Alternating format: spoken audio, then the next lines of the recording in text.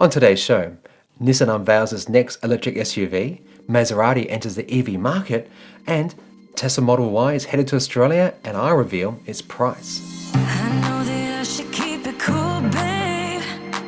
Not lose my swag and play the fool, babe. Welcome everyone, my name's Chris, and this is your show about everything happening in Australia and from around the world in the space of renewables like electric vehicles, batteries, solar, wind, and more. If you're new to the channel, subscribe. It supports the channel, it really does.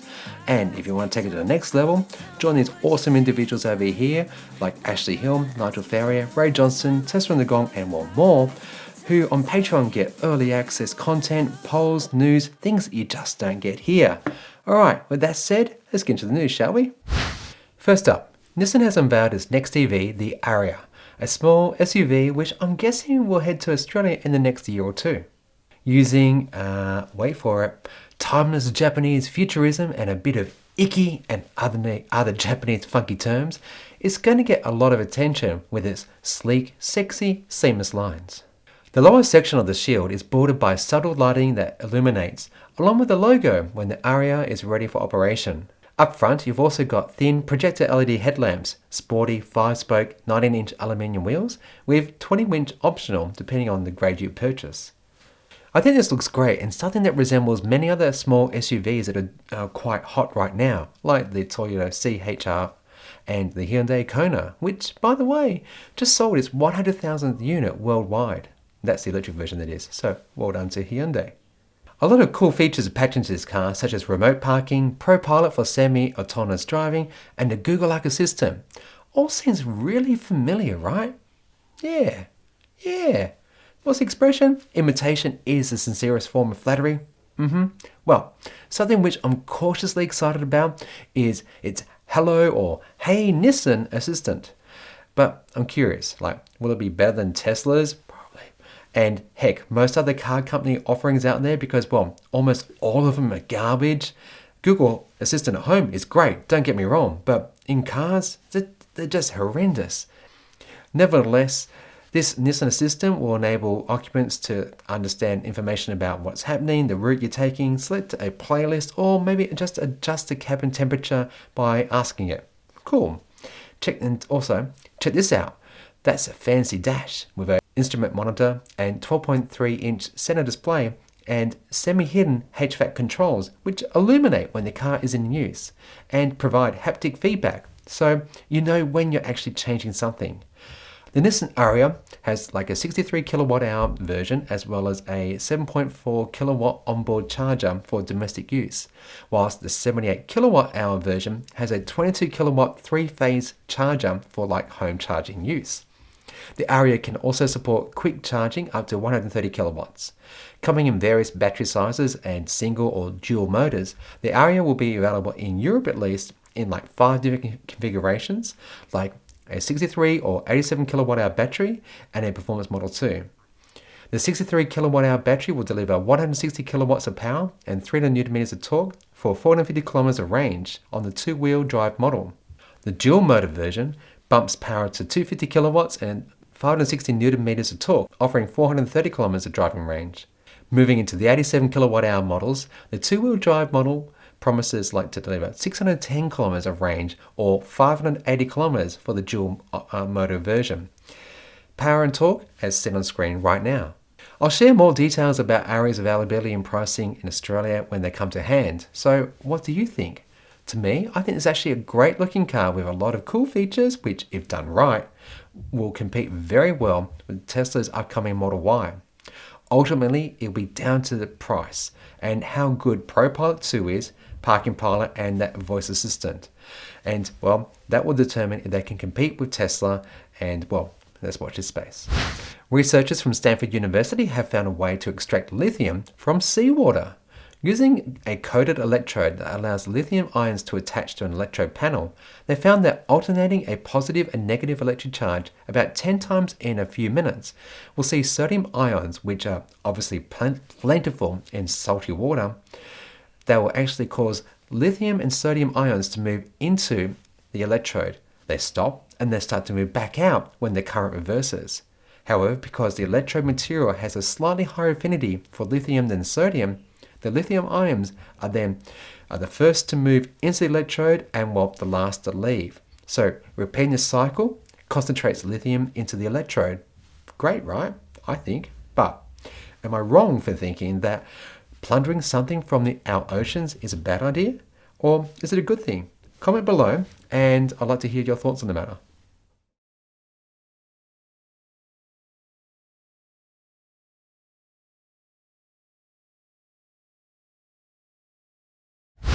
Maserati has proudly announced its first electrified car, and boy is it a disappointment.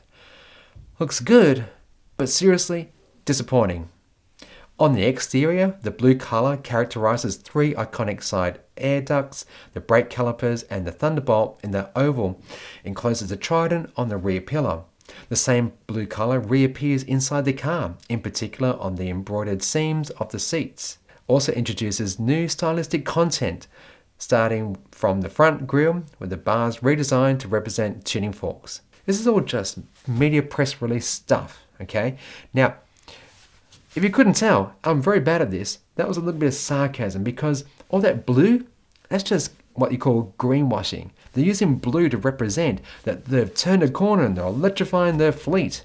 But this thing is not a mild hybrid. It's not even a mild sedative mild hybrid. It's a ridiculous nothing hybrid. Let me explain. Basically, it's an internal combustion engine car with 4 cylinders, turbo, and an unspecified battery. Kid you not. I looked and I couldn't find any information as to how this thing's even remotely a hybrid. No, there is no pure EV mode here. You can't even do 5 or 10 kilometers on this thing. Rather, they just specify that it helps with acceleration. That's it. End of story. I should stop it now. But I'll go on. I'll leave a link below so you can check it out yourself. Right. 246 kilowatts of power, 450 newtons meters of torque, a 0 to 100 time of 5.7 seconds. That's a little bit slower than a Tesla Model 3 Standard Range Plus, which was probably a heck of a lot cheaper than what this thing is. Moreover, this Maserati obviously burns a lot of dinosaur juice and has a fuel efficiency rating of 8.5 to 9.6 litres per 100 kilometers. Now, I don't think Maserati should be selling this as their first electrified vehicle, as it barely even qualifies. What do you think? To me, it looks great. Okay, people who love Maseratis will no doubt buy it, but to think that they can pat themselves on the back and say, I'm buying something green and clean here, is ridiculous. Maserati, do better. Okay, one of my favorite segments, and it's mail time. Last week, I covered Hyundai's Exient hydrogen fuel cell truck, which commenced deliveries in Europe. And one of the questions I had was, how long does it take to actually refuel a normal internal combustion engine truck? And Robert Llewellyn answered with this. I'm a truck driver in the United States. 8 minutes will get you about 900 miles with diesel. I would prefer electric where you could plug it in, about 10 seconds, and take your break. And thanks, and seriously, that is fast. I guess that they have bigger hoses and faster pumps to fill those tanks, so yeah, makes sense. And LaRue also makes a very good point here. Whilst refilling with electricity instead of dinosaur juice, yeah, why not? That's when you walk away from your truck and you go get yourself a much needed break, refresh, revive, stay alive, you know the expression. Yes. A major part of last week's show was dedicated to EV incentives and how the Australian government had recently, very quietly, increased the luxury car tax threshold just by a few $1,000s after more than a decade of staying in the same place. And on that same show, I did a bit of a comparison with Norway and how they are actually funding and getting EVs up to more than 50% of new car sales. And David Pern, he wrote this. Conservatives hate any mention of Norway and its sovereign independence from long-term wealth planning. Australia has chosen the short-term populist route chosen for us by Rupert and Gina. And then this by Bruce Jackson. The luxury car tax is a particular bugbear of mine. I've always owned old bombs, so it's never affected me before, but when I've done the exercise of checking Tesla prices, it's a shock to see how much tax is added. My first new car will be the Model Y, if eventually it gets here in right-hand drive. And as an added note, I've written to several politicians in the past about excessive tax on EVs. They acknowledge the fact, but I haven't found who is willing to tackle the issue and get on board. I think we need a grassroots campaign to push for a complete rethink of policies over EVs. We need to shift the discussion so they aren't lumped into the basket of just being another car. Thanks for those comments, David and Bruce, and might I say, yes, a lot needs to be done to get our politicians to change their ways with getting people out of polluting vehicles and into clean, green EVs. So good on you, Bruce, for taking that next step and contacting some of your pollies. A grassroots campaign starts with us all, okay? So get out there, start knocking on doors, do some emails, get in contact with your local. Finally, from last week's show, I asked your thoughts on Elon's talk about level 5 autonomy being ready for deployment by year end, and Ken Dibble wrote, "No, I don't think Tesla's anywhere close to level 5 autonomy soon. The cars currently have too many glitches on full self-driving already, even on a highway trip. They need a human driver, sometimes so only level 2 capability. Teslas are improving rapidly, but I still think 5 years away." Thanks for that, and again, thanks to everyone for your comments, liking this video, and while subscribing. All these things actually really do make a difference to the channel, and while businesses like Tesla, Nissan, and more, they actually reach out to me, and in turn, I can bring you content which I hope you find entertaining. And as soon as this whole COVID restriction stuff lifts in Victoria, fingers crossed, I can get out and about and start doing some really awesome stories. All right, next up, bites. McDonald's has opened the world's first net zero emission McDonald's restaurant at Walt Disney World in Florida. With 1,066 solar panels capable of generating 600,000 kilowatt hours of energy each year, the restaurant uses a multitude of different tech such as photovoltaic glass panels, plant-covered walls to help absorb CO2, and louvers which open and close automatically to inhale cool air and exhale warm air out. And a parking lot with lights that have got their own built-in solar collectors. Pretty awesome, Maccas. The restaurant, which I gotta say is actually stunning, is designed to create all of the energy requirements that it needs to run, and is actually a first for McDonald's. Now, Maccas, about your mission to reduce greenhouse gas emissions by 36% in restaurants and offices by 2030. It's seriously 2020, so come on, get on with it. I think you could do better in this space, and this restaurant is a great start. Do more, please. Sticking with foods, and apologies to this, McCain, you've done it again. Frozen food giant McCain Foods started work on a massive 8.2 megawatt, that's like 8,200 kilowatts, of a solar farm for its Ballarat facility. In total, 17,000 solar panels will be installed around the facility to provide shade to cars in the car park to reduce the facility's energy consumption by about 39%.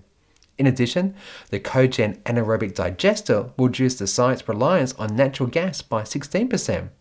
McCain says that this project will reduce energy costs by at least 15%, which, if you're like a big factory such as this, is worth more than tens of thousands, if not hundreds of thousands of dollars per year. Next, Fisker Ocean has been acquired by Spartan Energy Acquisition Corp and Apollo. Announced last week that they have entered into an agreement for a business combination that will result in Fisker Ocean becoming like a publicly listed company. You may recall Fisker and his attempts to get an EV to market over, the last 10 years at least, and his really awkward keynote last year on unveiling Fisker Ocean's first fully electric SUV, which hopefully we'll see very soon in 2021. That's kind of weird to say, isn't it? Yeah. This move will enable them to raise capital through the stock market to keep the business afloat and hopefully bring this compelling EV to market. Time to get excited, fellow Australian and New Zealanders. This last week, the Model Y was spotted being offloaded at a ship in New Zealand. At time of recording this episode, I'm yet to find a photo of it, and as they say, photo or it didn't happen, but I'm going to run with it anyway.